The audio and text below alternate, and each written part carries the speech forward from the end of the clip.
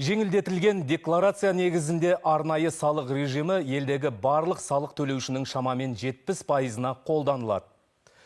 Онымен жұмыс істеуге мүмкіндік алатын, сонымен бірге бұл жеңілдік берілмейтін кәсіпкерлік қызмет түрлерінің алдын ала тізбелері аптаның соңына дейін ашық порталында жарияланады. Бұл туралы премьер-министрдің орынбасары ұлттық экономика министрі Серік Жұманғарин мәлімдеді. Елордада өткен жаңа салық кодексін түсіндіру жиынына қаржы министрі, мемлекеттік кірістер комитеті мен Атамекен палатасының өкілдері қатысып, бизнес өкілдерінің сауалдарына жауап берді. Іс-шарада жаңа кодекстің артықшылықтары жан-жақты түсіндірілді. Жаңа салық кодексін түсіндіруге арналған қорытынды семинарда премьер-министрдің орынбасары Серік Жұманғарин оңайлатылған режимді қолдана алмайтын қызмет түрлеріне қатысты ақпарат берді. Айтуынша, қазір әлеуметтік желіде тарап жүрген тізімдер ресми емес, себебі түпкілікті нұсқасы әлі әзірлену үстінде. Бұл жұмыс шағын топпен емес, бизнес қоғамдастықпен бірлесе отырып жүргізіліп жатыр екен. Жұманғариннің сөзінше, арнайы салық режимін қолдануға рұқсат етілетін және берілмейтін қызмет түрлерінің алдын ала тізімі осы аптаның соңына дейін ашық порталында жарияланады. В последнее время слишком много инсинуаций. Соңғы уақытта көп ақпарат тарап кетті. Кейбір тізімдер мерзімді басылымдарда жарық көрді. Шындығында біз ешқандай тізімді жариялаған жоқпыз. Қазір бұл бағытта жұмыс жүргізіліп жатыр. Сонымен қатар бұл іске ұлттық кәсіпкерлер палатасының өкілдері де белсенді қатысуда.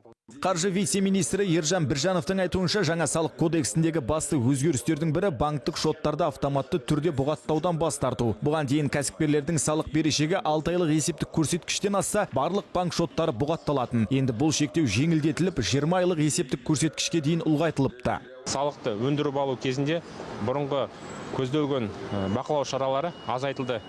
Мысалы, банк шоттары бұғатталатын болатын. Ол шараларды біз алып тастадық осы жаңа кодекс шеңберінде. Ол біріншіден. Екіншіден, егер салық қарызы болатын болса, біз бұрын кешірек төлеуге мүмкіншілік кодексте болған болатын, бірақ ол үшін кепіл беру керек, сома көрсету керек болатын, мысалы да, банктық кепілді көрсету керек болатын. Қазір таңда ол шараларды қайта қарап, мысалы кепілсіз төлеуге мүмкіндік беріп отырмыз. Жиынға келген кәсіпкерлерде сұрақтарын қойып, толғандырған сауалдарына жауап алды. Білім беру бағытында қызмет көрсететін Альмира Шарафуддинова бұл салаға қосылған құн салығын енгізу дұрыс емес деп санайды. Себебі онда интеллектуалдық еңбек қолданылады дейді. Как раз таки учебные центры. Оқу орталықтарының көпшілігі жеке адамдармен жұмыс істейді. Әрине, кейбір компаниялар өз қызметкерлерін оқытуға жібереді. Бірақ негізінен бұл жеке азаматтарға көрсетілетін қызмет. Сондықтан бізді тыйым салынған тізімге енгізбеу керек. Өйткені мұнда көбіне интеллектуалдық еңбек қолданылады.